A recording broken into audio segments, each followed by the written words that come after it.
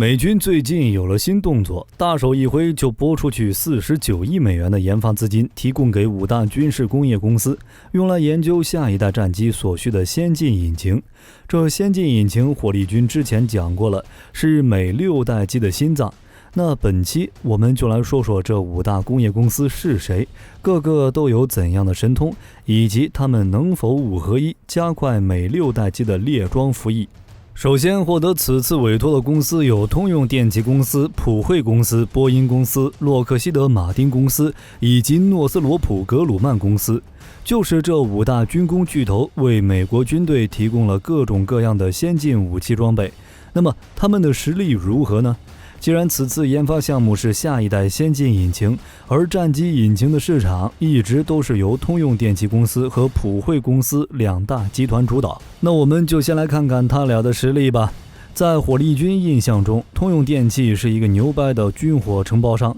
说他牛掰是因为他非常的有钱。他的有钱可以追溯到第1次和第2次世界大战中，通过这2次战争，通用电气公司获得了迅速发展。在创立的这些年里，他以各种方式吞并了国内外许多企业，获得了许多企业的股份。像1939年，他国内所辖工厂只有30几家，到1947年就增加到125家。1976年底，在美国国内35个州共拥有224家制造厂，在国外24个国家共拥有113家制造厂，成为一个庞大的跨国公司。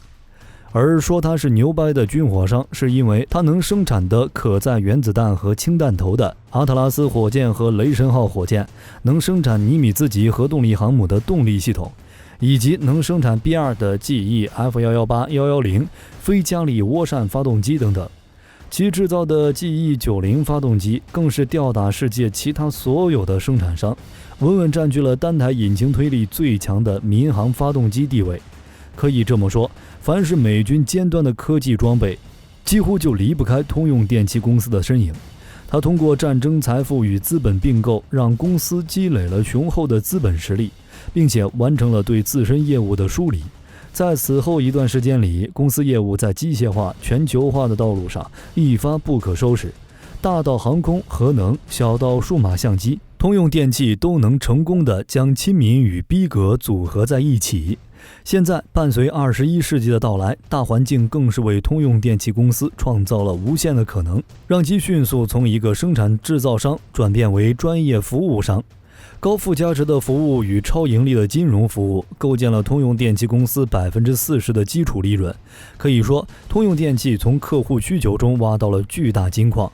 而这所有的一切都离不开1981年就任通用电气总裁的杰克·韦尔奇，是他加速了通用电气公司的自我革新、自我生长、自我蜕变的历史进程，是他在通用电气公司所推行的6西格玛标准、全球化和电子商务几乎重新定义了现代企业。用了短短20年的时间，这位商界传奇人物便让通用电气的市场资本增长30多倍，达到了4500亿美元，排名从世界第10提升到第1，几乎把对手干了遍，只剩下西门子这个顽固分子。如今的通用电气基本可以满足任何一个欧洲发达国家整个工作体系运作，可见其拥有绝对的经济实力和先进的技术，实力十分强大。而对于普惠公司，火力军觉得他从摆脱超罗罗作业后，发展就变得顺风顺水起来了。其早期比较有代表的有 G57 双转子发动机，它的成功不仅让美军有了第1种远程战略轰炸机 B-52， 更让使用 G57 的 YF-100 战斗机成为了有史以来第1种能持续超音速平飞的战斗机。到了涡喷时代，普惠公司最惊世骇俗的作品非 G58 莫属，就是大名鼎鼎的 SR-71 黑鸟侦察机的心脏。有了它以后，黑鸟相当于多了一套冲压发动机，最大速度能达到 3.32 马赫。黑鸟速度在 2.2 马赫以下时， G58 的主要构造和一般的涡轮喷气发动机一样，使用前部涡轮对空气进行增压和燃烧，而当速度来到 2.2 马赫以上时， G58 引擎两侧的6个导气管道就会打开，能将绝大部分进气从涡轮叶片第4级直接倒入加力燃烧室。此时的 G58 引擎看起来就像是台冲压发动机，高效率地为战机提供推力。而当普惠公司摸到涡扇的大门时，美空军还为其加了一把 F-15发动机竞标的力，成功让普惠公司搞出了 GTF-22， 也就是后来大名鼎鼎的 F-15、F-16的动力源 F-100 系列涡轮风扇发动机。F-100 发动机是世界上最早投入使用的推重比达8的1级军用发动机。普惠在发动机参数中选择采用2高1低的策略，即增压比高、涡轮前温度高和涵道比低。在材料上采用了高强度重量比、耐高温的合金。当然，这次普惠公司的步子迈得比较大，在使用中出现了许多可靠性、耐久性和维修性方面的问题，因此早期的 F-15战机背负着机库女皇的名称，而这便导致发生了著名的发动机大战事件。参战双方分别是普惠和通用电气，原因就是普惠在解决 F-100 发动机问题的同时，开始指责美空军飞行员粗暴操作以及地勤维护不到位，乙方找甲方爸爸的毛病，这美军空军能忍，便取消了美海军的 F-401计划，转头找到了通用电气公司一起搞 F-110发动机。最后这场引擎大战以双方平手而结束。当通用电气的 F-110技术成熟时，普惠也搞定了 F-100的可靠性问题，最终美海空军成为了最大赢家。不仅 F-15、16有了可靠的 F-100 发动机， F-14也有了通用电气的 F-110发动机做动力源。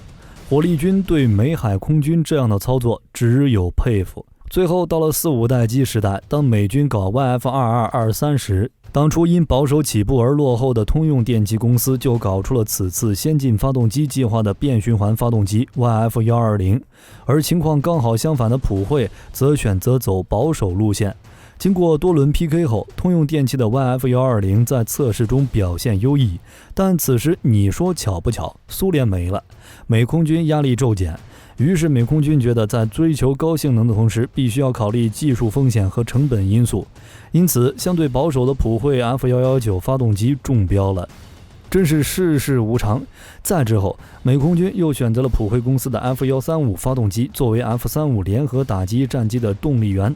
因此通用电气公司就连续输给普惠2次，它的自适应发动机的研发工作就这样被延续了2次。再加上普惠的 F-119 发动机和 F-135 发动机也确实都是世界上最先进的发动机，尤其是 F-135 发动机非常出色，它是在 F-119 发动机的基础上进行研发的。F-135 发动机加力推力超过18吨，推重比超过10，这个推力是非常出色的，至少放眼全世界还没有哪款战机的发动机能够比得上。F-135 发动机推比 10.5， 加力推力19吨级别，最大推力13吨级别，质量1700千克，其19吨的加力推力，目前没有任何实际装备战斗机的加力涡扇发动机能够企及。因此你说普惠是航发第一强，火力军觉得也说得过去。如今美空军拨款49亿美元，开始设想 F-35下阶段的大改进，这一次也终于轮到自适应发动机的换装工作了。而在这方面有经验的通用电气公司肯定是抢占了先机。到目前为止，只有通用电气和普惠这2家公司内部有自适应引擎的研发项目，并且通用电气的原型机是 XA100， 在2020年12月便完成了第1次运作。而普惠的 XA101 则在2021年完成了首次运作。其中通用电气的 XA100 按照美国空军杂志报道，说是将来会改写航空动力的历史，甚至可能是未来版本的 F-35战机的心脏。能给出这么高评价，果然是专业项目，还得请专业的来。了解完通用电气和普惠，那么另外3家公司的实力又是怎样的？能够赶超普惠和通用电气吗？首先，对于洛马，火力军愿称它为第一军火商，它的旗下的臭鼬工厂令它扶摇直上，比如1955年开发出了 U-2 高空侦察机，这是一款以高空为主要卖点的战机，能够在2万米以上的高空执行任务。这个高度远超当时的各种战机，就算是苏联最好的米格17，也顶多只能飞到13000米高空，压根儿就够不到 U2。还有之后更出色的 SR-71 黑鸟侦察机，不仅最大飞行速度高达24285米，并且最大飞行速度能有 3.32 马赫，无论是高度还是速度都是同时代的第1名。除此之外，臭鼬工厂还研制出了全球第1款的 F117 隐身战机，以及堪称全球最成功的 C130 大力神运输机，可见其雄厚的技术力量。而当洛马公司成就完全体时，除了在战机领域外，它的业务还涉及到了航天、战略导弹、机载电子设备等多个领域。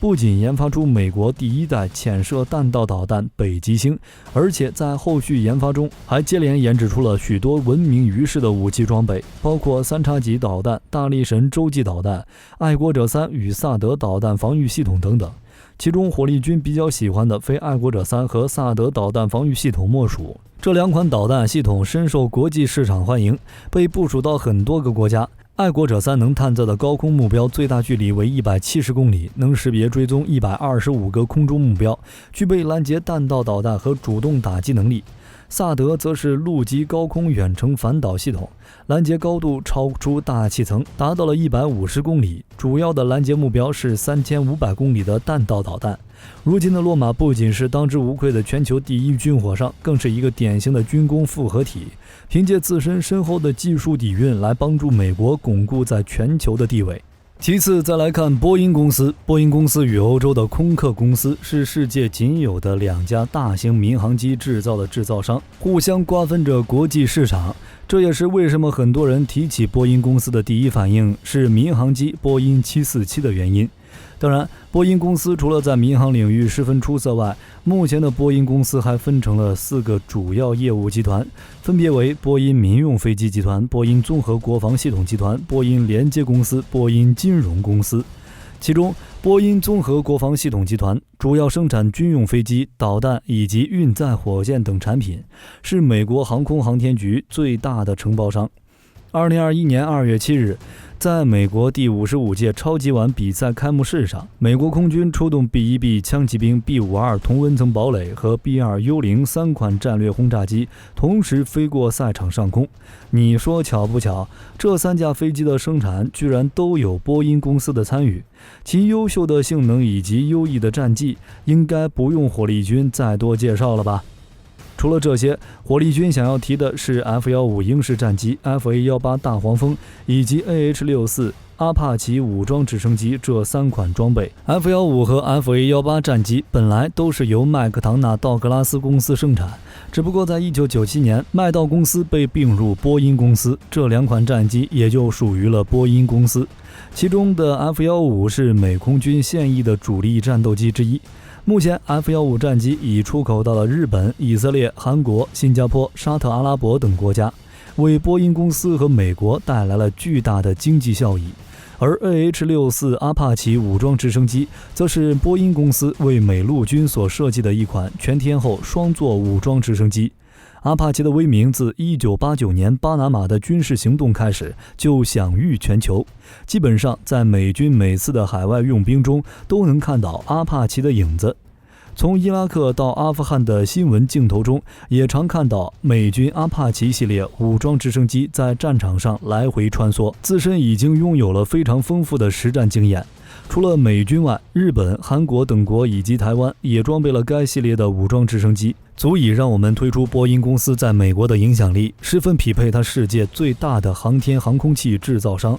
全球第2大国防承包商、美国第1大出口商的身份。最后，关于诺格公司，它的实力应该不需要火力军过多介绍。它是世界上最大的雷达制造商和最大的海军船只制造商，同时也是世界第4大军工生产商。旗下著名的产品有 B-2 幽灵、阿 Q-4 全球鹰无人机和 F-14 熊猫战斗机。诺斯罗普格鲁曼公司组建于1994年。该公司是由诺斯罗普公司和格鲁曼公司合并而成的，堪称美国现代的工业脊梁。诺格公司与波音和洛马一样，也具有非常雄厚的经济实力，收购起来眼都不带眨的。2001年，先是前后收购了当时有名的造船商利顿工业和纽波特新船造船厂，前者是当时世界领先的全方位服务造船商之一，后者更是核动力航母和潜艇的领先设计与建造者。曾设计企业号航母和尼米兹级核动力航母，然后又在2002年，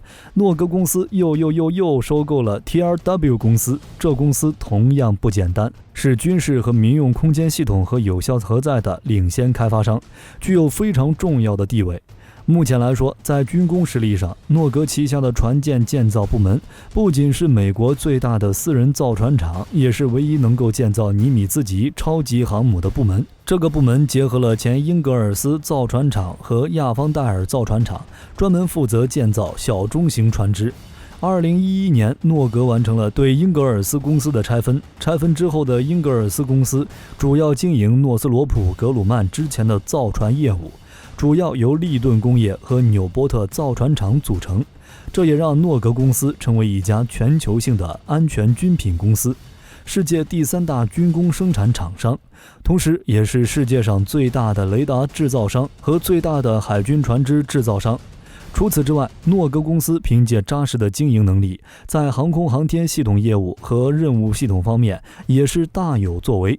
在2015年美空军启动的远程打击轰炸机采办项目中，诺格成功击败了第1大军品公司洛马公司的项目合同，由他为美空军提供最新的 B-21轰炸机。并且诺格作为一家全球性的军品安全公司，它在全球多地都设有分公司，并且根据当地情况为当地的国防安全提供了大量的技术和产品支持。像诺格在日本就为日本的航空自卫队提供了 F-35A 战机的组件和雷达通信系统，同时也为其他机型提供了对应的雷达导航和 IFF 系统等，可见其在全球范围的影响，并且有着不输于洛马的军工实力。通过了解这3家公司的经历，我们发现洛马、波音、诺格这3家并非专门设计航空发动机的公司，更多的是在战斗机和军舰的设计研发方面颇有建树。而他们能获得此次的研发资金，除了为 F-35大改提飞机设计经验外，大概率是美国政府看好他们的6代机方案。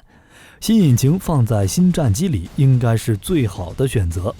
试想，如果由通用电气、普惠2家公司提供专业的航法引擎，而洛马、波音、诺格提供新一代战机，他们一结合，生产出来的战机应该是最强的吧。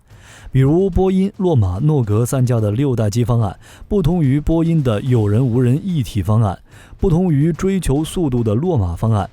诺格的第6代战机的气动布局和传统布局的飞机有着很大区别。为了最大限度地提升隐身性能，诺格采用了最擅长的飞翼式布局和大后掠翼设计，不仅将发动机进气口和尾喷口都集中在机身上面，还首次在战斗机上取消了垂直尾翼，使得该机看上去更像是一款有人驾驶版的 X-47B 隐身战机。